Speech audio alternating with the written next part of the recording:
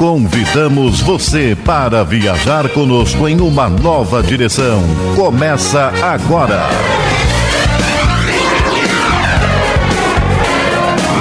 Novos rumos. Ligue e participe.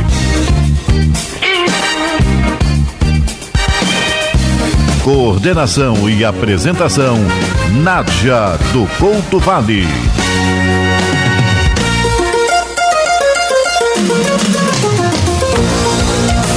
Alô, amigo ouvinte, está entrando no ar mais um programa Novos Rumos, em sua edição especial para comemorarmos um ano especial de uma grande figura da nossa cultura. Este programa, você sabe, sempre tem um tema especial e traz um convidado especial e especialista no tema que nós vamos abordar. Você sabe o que foi a Guerra de Canudos? Falamos hoje sobre um dos maiores nomes de nossa literatura, autor de um dos maiores livros já escritos por um brasileiro. A obra, considerada pré-modernista, reflete a experiência do autor que, no interior da Bahia, presenciara uma parte da Guerra de Canudos, que aconteceu em 1896 e 97, quando ele era correspondente do jornal O Estado de São Paulo e deixou o local 4 dias antes do final da guerra. O estilo é bastante interessante, desafiador e inscreve a abordagem da sociologia, da geografia e história e oferece contribuição para um olhar sobre a nação brasileira com seus povos litorâneos e interioranos. Sua vida rica de experiências e contribuições à literatura e ao Brasil foi interrompida por um evento trágico, que foi motivo da minissérie de TV Desejo. Você já deve saber que nós estamos falando de Euclides da Cunha, que nasceu em 20 de janeiro de 1866 em Cantagalo e faleceu em 15 de agosto de 1909.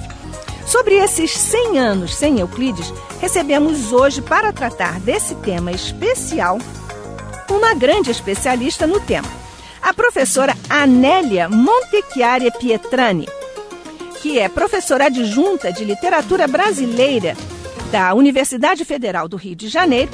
Ela tem doutorado em literatura comparada e é escritora. Nós vamos dizer a você alguns títulos da nossa convidada.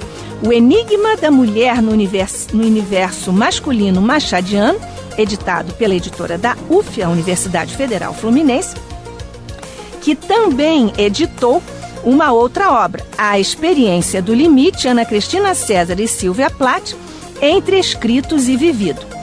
E pela editora Contracapa, ela editou Literatura e Poder. E, além disso, ela é co-coordenadora do projeto 100 anos sem Euclides. Nós temos muita satisfação em receber no Novos Rumos de hoje a professora Anélia Montecchiari Pietrani. Professora Anélia.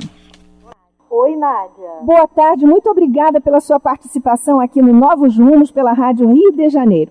Eu que agradeço, Nádia. Ô, Anélia, você poderia falar conosco, assim, em breves linhas, naturalmente, porque o tema é muito rico, sobre a vida do Euclides. Como é que ele foi, quais foram as atividades que ele desempenhou, não é? Engenheiro, sociólogo, historiador, jornalista, escritor, naturalmente. Uhum. Como você disse, o Euclides da Cunha nasceu em Cantagalo. Sim.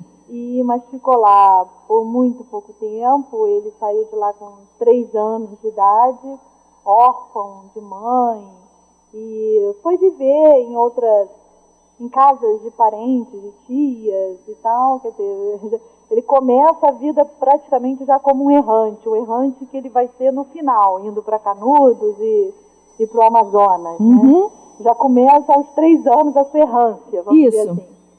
E, mas ele, jovem rapaz, ele estuda no Colégio Aquino, onde ele é aluno do Benjamin Constant, e aí já começa a influência grande aí desse pensador no âmbito positivista, né? Sim. E entra para a escola militar. Há um episódio ali na Praia Vermelha, não é isso? Ali na Praia Vermelha, aqui no Rio de Janeiro. E há um episódio interessante na vida dele, porque que fica famoso, né? Que é um episódio que acontece um ano antes da proclamação da República, como positivista, como já pensador republicano, influenciado pelos seus professores. Ele, na escola militar da Praia Vermelha, na escola militar, isso em 88, quer dizer, então um ano antes da proclamação da República, em 89. Os colegas, combinam de fazer um levante, uma manifestação, não chega a ser um levante, uma manifestação por conta da visita do ministro da Guerra, né? Mas Sim. Isso ainda na época da monarquia. E aí só que os colegas, eles voltam atrás nesse momento. E o Euclides, franzino, jovenzinho... Continua. Oi? Ele continua. Pois é. Ele, na verdade, no dia em que o ministro da Guerra, né, ele vai passar em revista a tropa, vamos dizer assim, os rapazes que estavam ali enfileirados, né? Sim. Os rapazes não fazem nada, os colegas não fazem nada, mas ele se levanta,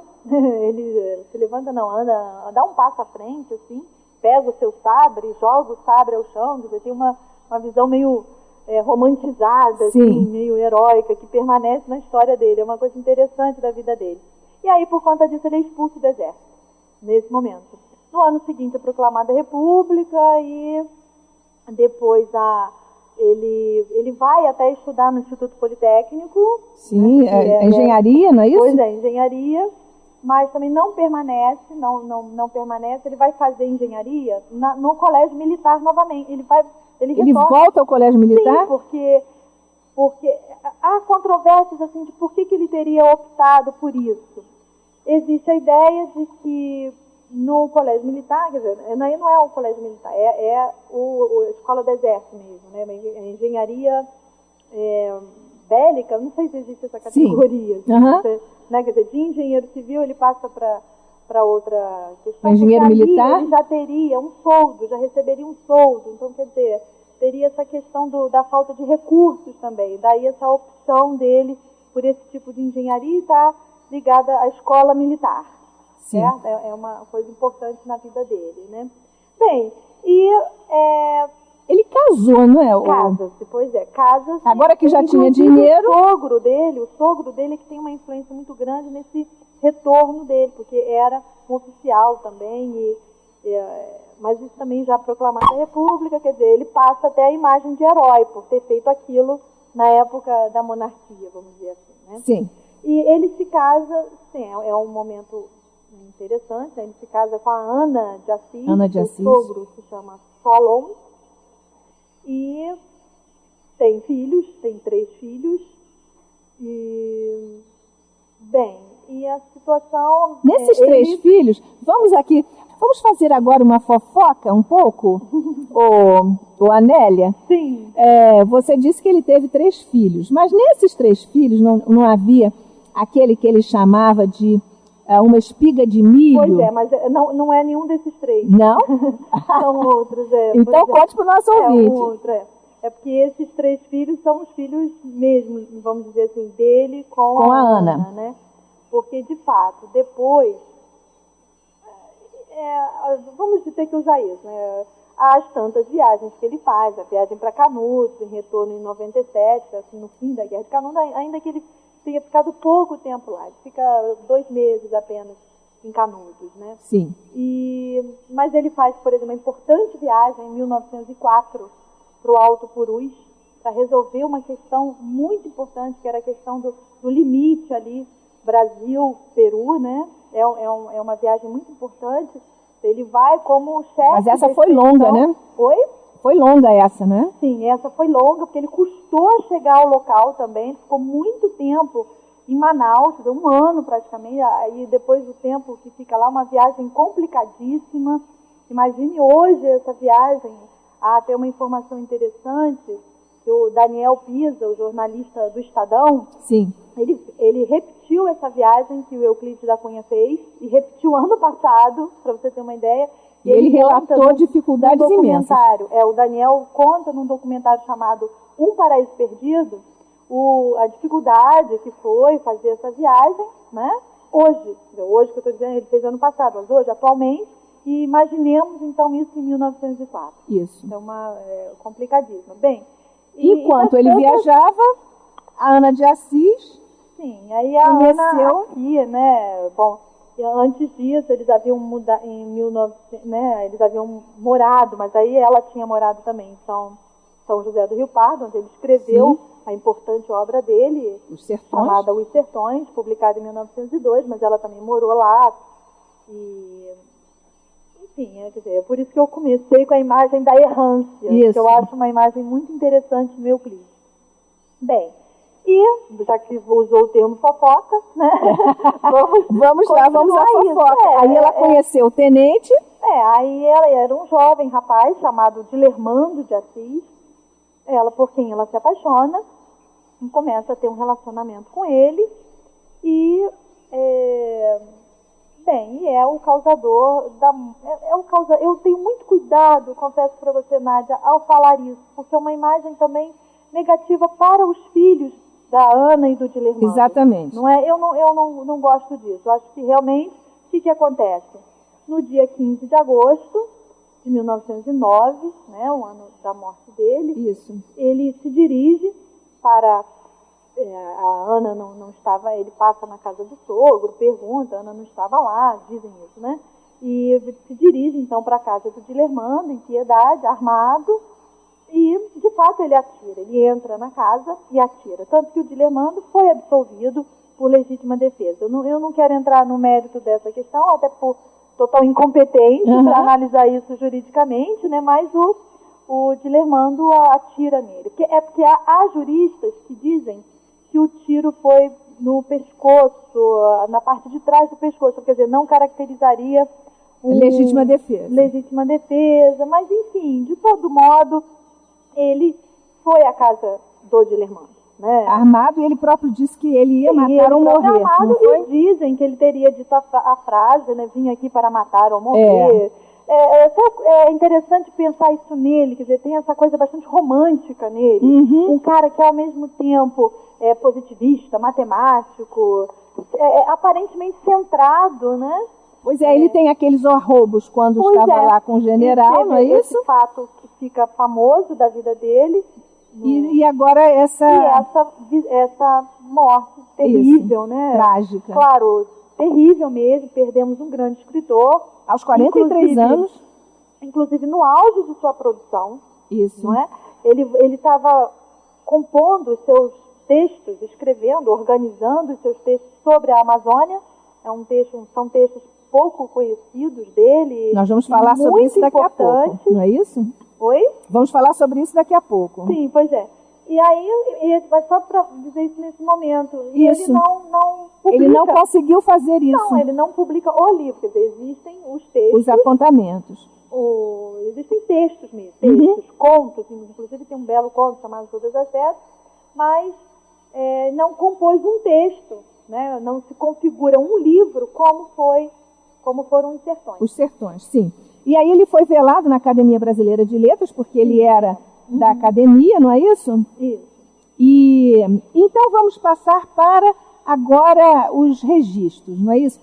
Amigo ouvinte, nós estamos recebendo hoje a professora Anélia Montecchiari Pietrani, da Faculdade de Letras da Universidade Federal do Rio de Janeiro, uma especialista em Euclides da Cunha, porque nós estamos celebrando os 100 anos sem Euclides da Cunha, porque ele morreu em 15 de agosto de 1909, de uma forma trágica, como a nossa convidada estava aqui nos relatando, e ele foi velado na Academia Brasileira de Letras.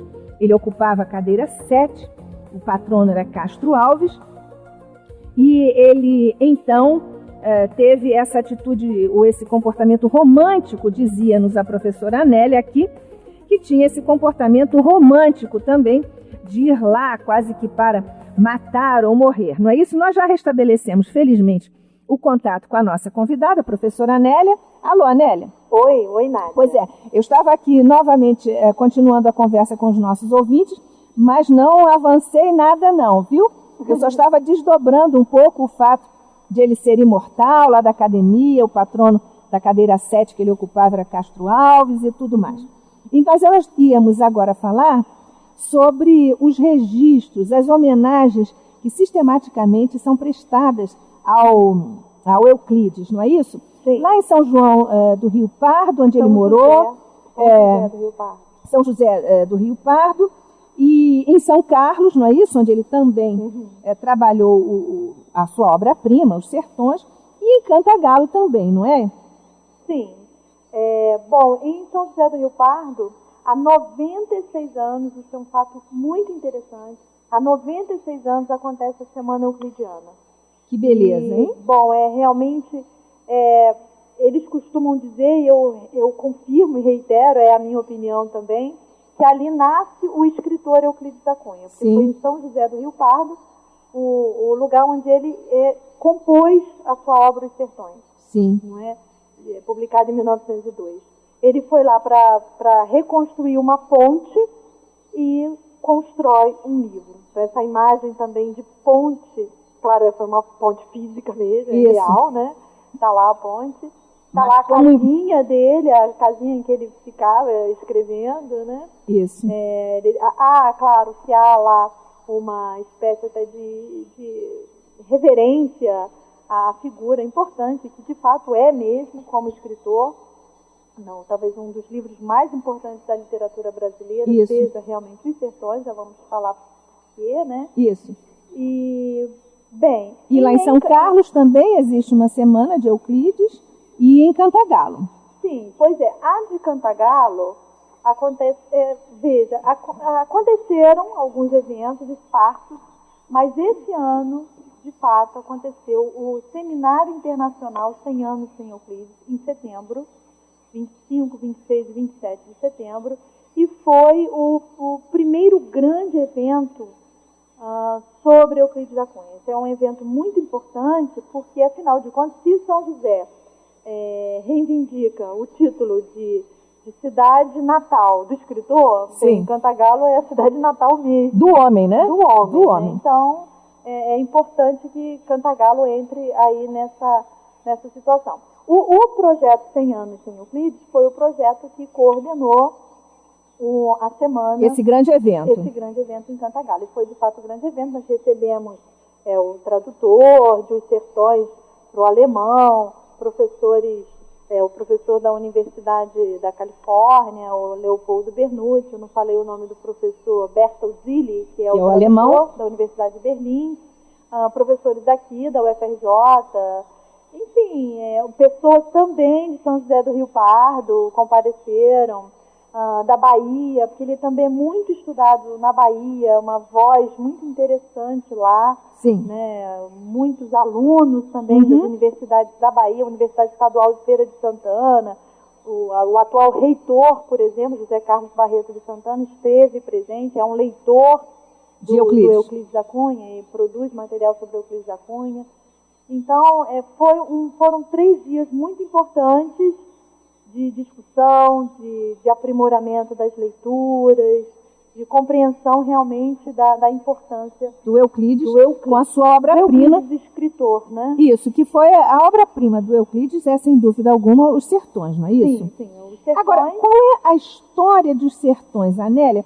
E por que é usado no plural Os Sertões, se nós aqui normalmente nos referimos a sertão, não é isso? Isso, é interessante isso que você está colocando, porque vamos imaginar aquele momento, né, de publicação desse livro, o momento de ele ir primeiro para Canudos, em 1897, e levar esse tempo de produção de um livro, de organização textual, até publicá-lo em 1902. Isso, ele levou 5 anos, não é isso?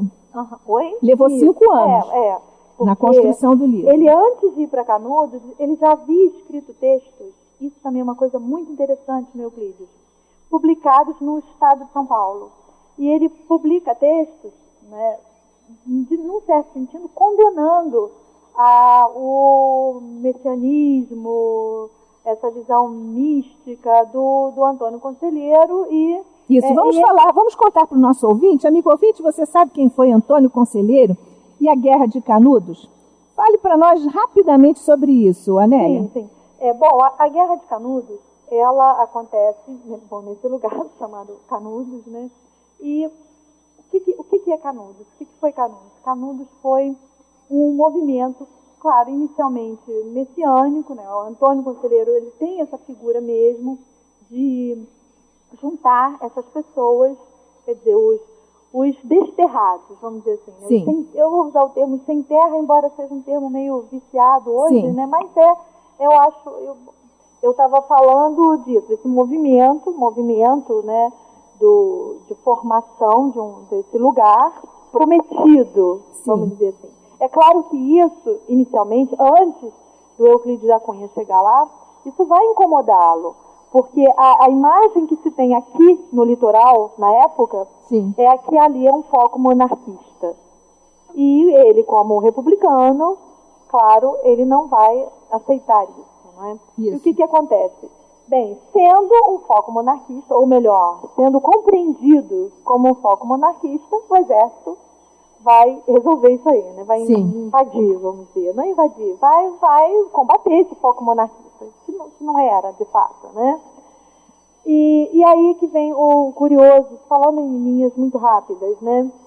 Porque foram necessárias 4 expedições do exército. A primeira expedição do exército brasileiro, que é encaminhada a Canudos, só vão 100 e poucas pessoas. Quer dizer, até nesse sentido, o exército até despreza um pouco Canudos, né, achando que vamos resolver isso rápido e tal, 100 pessoas. Enfim, mas foram necessárias 4 expedições, só para a gente ter uma ideia de como ganhou amplitude esse movimento e como assustou o pessoal aqui do litoral. Então aí eu junto um pouquinho. E combatentes importantes foram, inclusive, mortos em batalha. Por exemplo, o coronel Moreira César. Que vai para lá imbuído da missão de acabar com o Canudos. De resolver o assunto. De resolver, certo de que isso vai acontecer, né? Ele até ficou conhecido como corta-cabeças. Acabou, não é, Anélia? A população de Canudos acabou sendo dizimada mesmo, não foi? Sim. Né?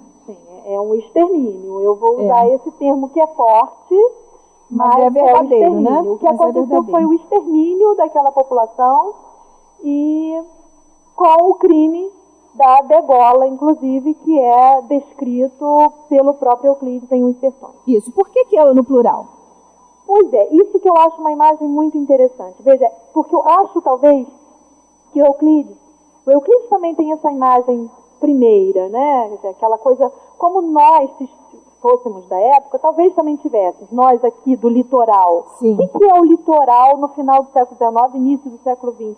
É um litoral que está com os olhos completamente voltados para a Europa, que a gente chama, né, vai chamar a partir de 1900, vamos dizer assim, iníciozinho, primeiro decênio, da Belle Époque, quer dizer, o olhar transatlântico.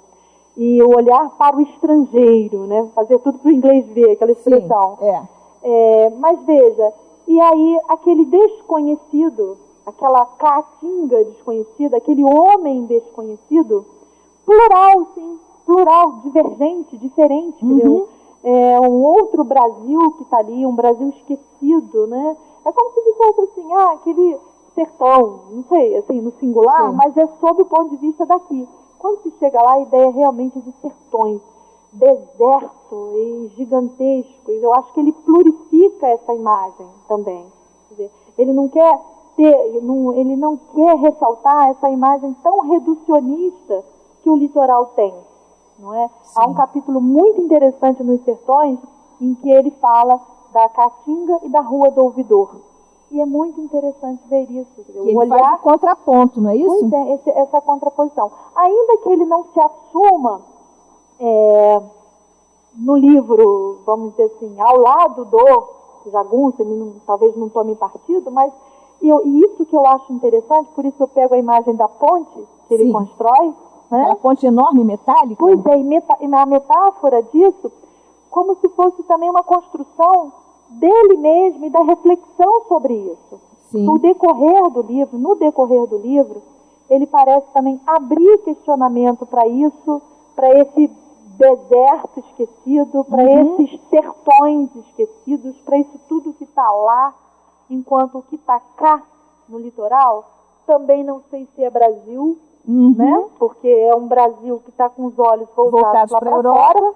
Isso é muito interessante. De uma certa forma, essa população litorânea está de costas para o Brasil interiorano. Sim, aí me lembra muito aquela música, né, chamada Notícias do Brasil, do Milton Nascimento. Exatamente. Ficar de frente para o mar, de costas para o Brasil, não vai fazer desse lugar um bom país. Exatamente. E eu acho que Euclides, talvez, no momento de fazer uma denúncia, ele mesmo diz que Os Sertões não são um livro quer dizer, o José Veríssimo, depois, quando ele publica em 1902 o livro, o José Veríssimo vai dizer, é o livro vingador. É o livro é o livro para denunciar um crime, porque ele diz, é um crime. A Guerra de Canudos é um crime. Não exatamente o que vocês falaram, mas denunciemo-lo, quer dizer, existe a função. E aí vem a importância também dele como escritor, que é o compromisso do escritor com a sociedade de que faz parte. Eu acho isso fundamental de pensar em Euclides da Cunha e nos grandes escritores, nos grandes clássicos, não é? Do compromisso que o escritor tem com a sociedade de que faz parte. Perfeito. Olha, a Jornalina de Botafogo, um abraço para você, Jornalina, ela está dizendo assim, mas o livro tem 3 partes, que partes são essas? Sim, o livro... Já vai, Jornalina. Vamos lá responder, então, a Jornalina. Um abraço para você. Sim, o livro é dividido em 3 partes. A primeira parte se chama A Terra. É uma parte bastante descritiva sobre o relevo, sobre a vegetação da região, né? A segunda parte se chama O Homem. É uma parte também muito interessante, a parte em que tem aquela famosa frase do Euclides, o sertanejo é, antes de tudo, um forte. É um momento em que ele vai usar 2 imagens paradoxais, né, contrárias, para falar do sertanejo, Hércules, Quasímodo, a força de Hércules e a feiura do Quasímodo, não é? É o personagem de Vitor Hugo, né? Mas traduzindo talvez muito bem, a gente tem que pensar nisso, é a visão de alguém que vem também do litoral e vê e se extasia com o que vê. Né? Veja que interessante, tem uma passagem nos Sertões, aí já é na terceira parte que se chama A Luta, né? Que ele vai narrar propriamente a luta, a Guerra de Canudos, propriamente dita, depois da reflexão sobre a terra, depois da reflexão sobre o sertanejo, mas é uma passagem que eu considero uma das mais belas do livro, que é um momento em que ele fala de ele usa mamaluco possante, que atira, ele se joga diante do canhão Krupp. E aí o Euclides diz uma frase ótima: este herói anônimo não recebeu uma placa de rua. E eu acho que isso, imbuído desse falar em nome do outro, que é a principal função do escritor, né? Do esquecido, exatamente, do distante, dos sertões, né? Usando sertão também no sentido metafórico, né? E trazer esse herói anônimo, porque a gente vê as placas de rua aí, em Niterói, a rua mais importante de Niterói, mais charmosa, vamos dizer, mais burguesa, é a Rua Coronel Moreira César. Exatamente. Não é? Isso. Só para a gente fazer uma referência interessante. Agora, de fato, não há nenhuma rua com o nome Rua Pajeú, Rua Antônio Beatinho, porque esses são heróis anônimos. Nós vamos partir para o nosso breve intervalo. Vamos pedir à professora Anélia Pietrani que permaneça na linha enquanto nós fazemos nosso breve intervalo. Amigo ouvinte, continue conosco. Nós conversamos hoje sobre 100 anos sem Euclides da Cunha, o nosso grande escritor brasileiro, que nós estamos aqui homenageando aqui no Novos Rumos de hoje. Até já, amigo ouvinte. Continue participando. Está no ar. Novos Rumos.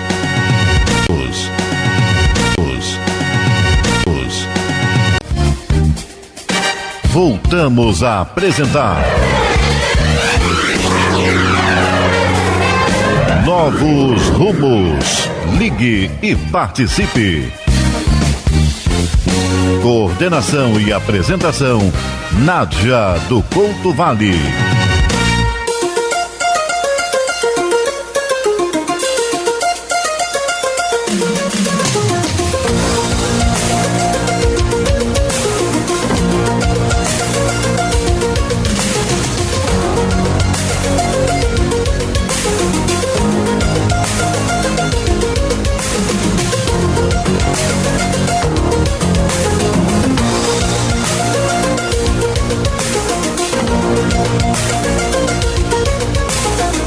Amigo ouvinte, nós estamos de volta do nosso breve intervalo aqui pela Rádio Rio de Janeiro, 1400 AM, a emissora da Fraternidade, o programa Novos Rumos de Informação, Prestação de Serviços e Cultura, e nós hoje estamos tratando de Euclides da Cunha, 100 anos sem Euclides, o centenário da morte desse grande escritor brasileiro, que faleceu aos 43 anos de idade, e tratamos do tema, como sempre, com uma especialista, a professora Anélia Pietrani, Anélia Montecchiari Pietrani, que é professora doutora lá na Universidade Federal do Rio de Janeiro. Ela é professora de literatura brasileira, naturalmente. Então, Anélia. Sim. Alô, Anélia? Oi, Nádia. Então, vamos. Nós estávamos falando sobre a obra. Você quer seguir seu raciocínio? Sim, nós estávamos. Eu falei antes do intervalo, eu comentei Isso. sobre essa figura do herói anônimo. Isso. Né? É interessante como que o Euclides traz essa figura e para o livro, né? E como tal, para nós conhecermos, lembrarmos sempre. Acho que essa é outra função da literatura, a questão da memória, Isso. da história, interligadas aí com a permanência, né? O não esquecimento, né? Sim. Isso é muito importante. Mas seria muito interessante também pensar em mais um detalhe que eu apontei, que eu gostaria de comentar ainda. Sim. Que é sobre esse processo de feitura desse livro. O livro parece ir encaminhando e sendo encaminhado para uma reflexão sobre essas concepções tão certas que ele tem, quer dizer, do positivismo, que é a crença de que a ciência responderá por tudo e é a única resposta, infalível, né? Vamos Sim. dizer assim. A república também. Não que ele deixe de ser positivista ou deixe de acreditar na república. Isso é muito interessante nele. Mas ele começa a abrir um questionamento no decorrer da leitura do livro, Sim. que tem quase 500 páginas. Sim. A gente percebe isso também, como que ele, sem ser incoerente com o que ele defende, ele começa a repensar essas verdades absolutas. Quer dizer, até que ponto essas verdades respondem mesmo a isso tudo. E é muito interessante ver numa das páginas finais do livro, é uma página em que ele diz: fechemos este livro, Canudos não se rendeu, e dizendo que Canudos resistiu até o último minuto, né? Ficando, quer dizer, eram 5.000, ele descreve essa cena, 5.000 soldados rugindo raivosamente diante de 4 pessoas apenas que haviam restado ali, né? Um As velho, 4 últimas 2 homens pessoas. e uma criança. Essa é uma parte antológica já do livro. Mas por que eu estou destacando essa parte do livro? Porque ele começa a descrever essa cena do fogo, né, as casinhas pegando fogo, as 5.200 casinhas. Então é só para a gente imaginar o tamanho populacional desse lugar, né, e desse extermínio que foi dessa comunidade. E ele começa a usar reticências, pontos de interrogação. Tem uma frase muito interessante. Ele diz assim, que ele não tem como escrever sobre isso. Uhum. Ele se vê impotente para descrever os últimos momentos de Canudos. Porque aí ele faz uma pergunta assim: não desafiaria a incredulidade do futuro a narrativa de pormenores em que se amostrassem mulheres precipitando-se nas fogueiras dos próprios lares, abraçadas aos filhos pequeninos? Aí ele bota uma interrogação e reticências. Se ele, pelo ideal positivista, não há essas perguntas, há certezas, né? Sim. Há pontos finais. E, no entanto, ele faz um questionamento. Como que eu vou contar isso? Eu sou impotente para contar isso. No futuro, ninguém vai acreditar se eu disser que as mulheres agarravam aos seus filhinhos e se jogavam nas fogueiras. E fogueiras, né? E o fogo provocado pelo Exército Brasileiro. Então, isso é muito doloroso para ele que defende. Isso que eu acho interessante no Euclides, né? Quer dizer, ele é um republicano, mas ele está ali colocando em questionamento. Não há república, no sentido etimológico da palavra, Sim. Né? Coisa pública, mas a república que não foi. Isso. Né? A república fracassada. Com isso... Só para dar um exemplo também, assim, desculpa eu me estendendo muito. Nada, fica à vontade. Mas é porque ele, além de... Os Sertões entram para a nossa história como um grande livro, né? E a gente fica só conhecendo Euclides da Cunha por esse livro. Mas ele também foi poeta. E ele tem um belo texto, exatamente escrito em 1897. Imaginamos, então, que tenha sido escrito logo depois que volta da guerra, porque o texto se chama poema, é um soneto bem típico da época, Sim. né? Cujo título é Página Vazia. E ele diz, nesse poema, ele começa assim: quem volta da região assustadora de onde eu venho, então, quer dizer, parece que há uma referência direta à região assustadora do que foi Canudos, né? Voltando daí, e está claro isso no texto, revendo ainda na mente muitas cenas do drama comovente de guerra despiedada e aterradora. Ele tem plena consciência dessa guerra sem piedade e o terror que foi, né? Aí ele, para eu não ler, não me estender, mas é interessante ver, ele diz que não tem como escrever. A mesma coisa, né? Mas leia aí um trechinho, pelo menos, o soneto como é um soneto, então é um texto mais curto, acho que dá para ler. Isso. Página Vazia, de 1897. Quem volta da região assustadora de onde eu venho, revendo ainda na mente muitas cenas do drama comovente, de guerra despiedada e aterradora, certo não pode ter uma sonora estrofe ou canto ou ditirambo ardente que possa figurar dignamente em vosso álbum gentil, minha senhora. E quando, com fidalga gentileza, cedeste-me esta página, a nobreza de nossa alma iludiu-vos. Não previstes que quem mais tarde nesta folha lesse, perguntaria: que autor é esse de uns versos tão mal feitos e tão tristes? É um texto muito forte para mostrar, né, primeiro é aquela ideia de que a poesia, de que não tem, olha que interessante, né, o Adorno, um filósofo chamado Adorno, ele diz que é impossível, isso ele diz anos depois, né? Claro, né? Claro. No século XX, depois da Segunda Guerra Mundial, isso, vai dizer que é impossível fazer poesia depois de Auschwitz. Claro que tudo é simbólico quando ele diz isso. Claro. Eu fazendo a comparação aqui, mas acho que Euclides está dizendo a mesma coisa. A poesia, meu Deus, eu não tenho como fazer poesia diante de tudo que eu vi, mas ao mesmo tempo ele faz a poesia. Então, quer dizer, é dupla, ele está falando também, apesar de eu não poder dizer, né? O que eu digo é tão terrível, até porque a imagem que a gente tem de poesia, principalmente a poesia romantizada, idealizada, né, das belas mulheres e tudo mais. Exatamente dessa realidade muito acabada, muito higienizada, não é isso? Aí essa poesia não cabe mais, né? Claro que não cabe mais, principalmente para quem vem dessa depois experiência, de uma região, depois de um acontecimento desse. Mas veja, ele escreve. Ele diz que não tem como escrever, mas escreve. Ele vê a impotência de escrever, né? Como ele é impotente ao escrever, mas ele tem que escrever. Eu acho que isso reitera o compromisso do escritor. É terrível ter que escrever sobre isso, mas eu preciso escrever. Exatamente. Eu preciso mostrar isso. Isso eu acho fantástico.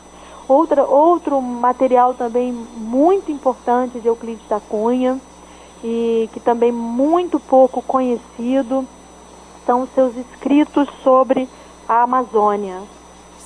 Como eu disse no início, ele fez essa viagem amando, né? Ele foi o chefe expedição. No Alto Purus, não é isso? Pois é, a expedição do Alto Purus. E,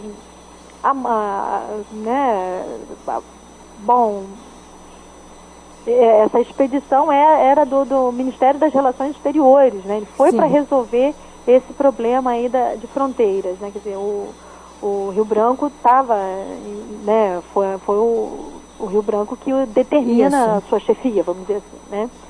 Lá na chefia da expedição.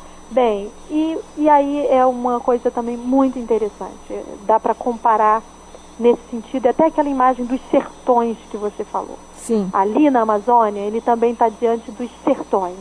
Só que eu costumo dizer, é o deserto verde, né? Sim. A imagem do sertão seco de Canudos, do sertão mesmo que a gente nordestino, né? Ali está na figura desse deserto verde. E também porque muitos dos que vivem ali vieram do Nordeste. E isso vai chamar muito a atenção de Euclides. E vai chamar especialmente a atenção de Euclides a figura do seringueiro. Sim. Olha só, que tema atual para se pensar. Quer dizer, Euclides ecológico, né? Euclides preocupado com a figura do seringueiro, do trabalhador também. Pois é, você veja que coisa linda. Você veja que coisa linda de nós aqui realçarmos para o nosso ouvinte. Ele trouxe a figura, o regionalismo, a força do nordestino, não é isso? Sim. E agora ele traz do seringueiro. Essas duas figuras. Que, em primeira instância, é também o nordestino, né? Exatamente. Porque muitos saíram do Nordeste e foram para lá. Foram para lá. E tem uma frase belíssima em um dos textos dele, que denota sua preocupação com esse trabalhador, que ele associa essa ideia do trabalhador seringueiro que trabalha para se escravizar. Então é uma imagem também muito forte. Muito forte também. É interessante como ele tem esse compromisso, não é? Esse nível de fidedignidade, não é isso? Sim, ele isso. vê aquilo... É nesse sentido que eu fico pensando, porque, veja, há indícios no texto dele, claro, de que há uma diferença racial. Isso incomoda um pouco os leitores de Euclides, e alguns levam até a considerá-lo um escritor racista, vamos dizer assim. Sei. Porque há essa ideia assim de uma raça superior, uma raça inferior, isso nos incomoda profundamente. Mas eu diria que não, eu não vejo isso como racismo. Vou explicar por quê. Porque a ideia é manter a coerência dele. Olha só, eu acho que nós podemos na nossa vida mudar a nossa opinião. O que a gente não pode é perder a nossa coerência. Isso. Não é? Eu fico às vezes pensando isso. Eu acho que o Euclides ele faz isso. Qual é a coerência de Euclides? É a crença na ciência que vai resgatar o homem, né? Que vai, então, num certo sentido, a visão muito messiânica do Antônio Conselheiro, né? O Antônio Conselheiro era todo religioso. Pois é, então essa coisa... E tinha a coisa salvífica, não é isso? Pois é, uma coisa de salvação. Isso, para um positivista, representa um atraso. Isso. Não é? Agora, vamos pensar que ele também está pensando, ele diz assim, que o Nordeste, né, está separado do litoral há 400 anos. São séculos de separação. Ele chega a dizer isso. Como ele ainda que diga, né, ser inferior, ser superior, mas aí ele vai caracterizar o sertanejo como forte. Ele vai se preocupar com o seringueiro que está trabalhando para se escravizar. Então ele está mantendo a sua coerência. Ele está vendo, se o litoral é isso que dizem, né? Essa isso. Civilização dita superior, se a ciência é tão importante assim, então nós não estamos fazendo, né? Isso. Do litoral, não estamos fazendo a nossa parte. Perfeito. Aí ele também tem uma frase fantástica que ele diz que o exército não tinha que ter mandado bala para Canudos, mas tinha que ter mandado mestres de escola. Que beleza, também. Hein? São várias dessas. Aliás, não é isso, Anélia? Nós vemos aí essas frases que você está tão criteriosamente e cirurgicamente destacando do texto do Euclides, como isso se encaixa na realidade que nós vivemos hoje na cidade do Rio de Janeiro, no Brasil, não é isso? Não só nos ambientes da cidade, com guerras, de uma certa forma, desses deserdados, esses abandonados, esses anônimos que sofrem, não é isso? Sim, e olha só que interessante, é a outra importância de Euclides, que você me fez refletir agora. Euclides não é um escritor de gabinete. Ele não está trancado numa sala escrevendo. Pois ele continua sendo um repórter jornalístico, não é isso? Mas assim, mesmo na sua época, quer dizer, ele foi a Canudos. Ele viu o que foi Canudos.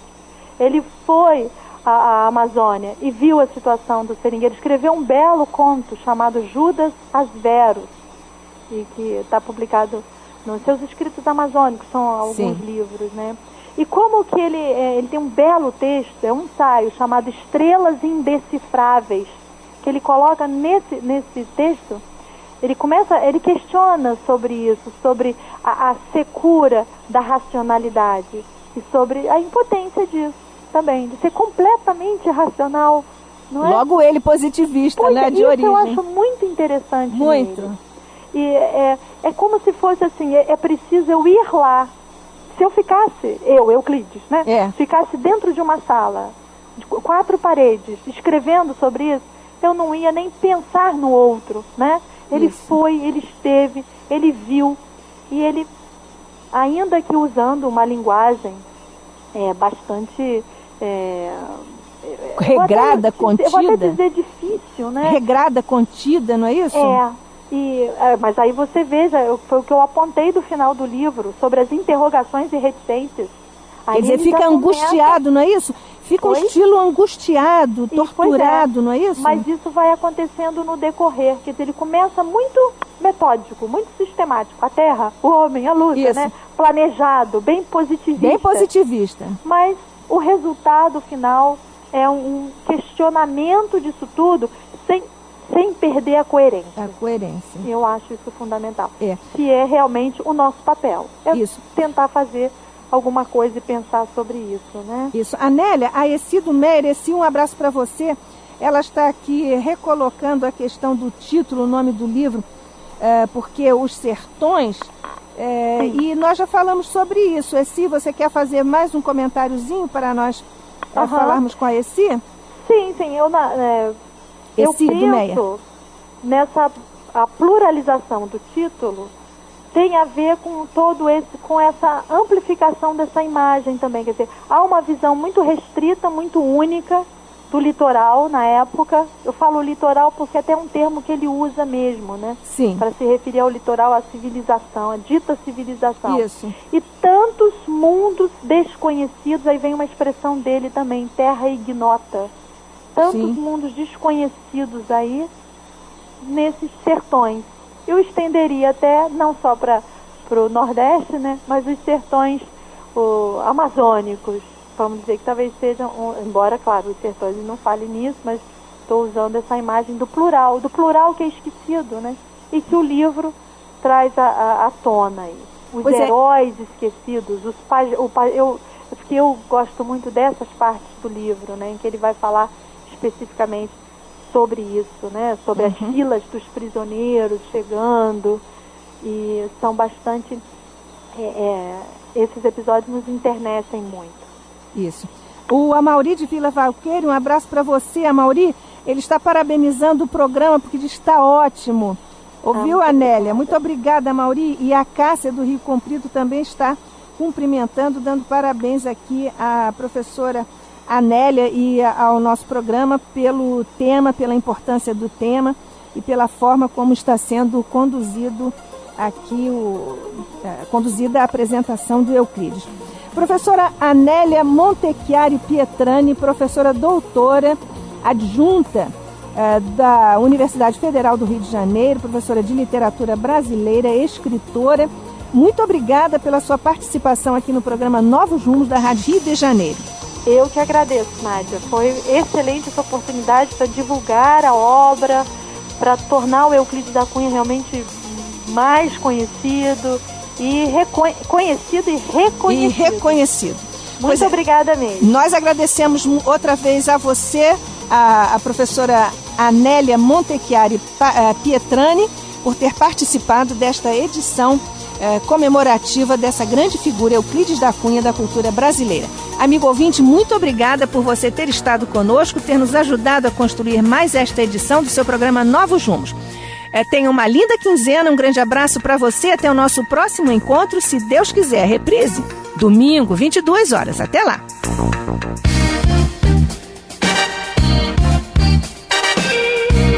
A Rádio Rio de Janeiro apresentou Novos Rumos.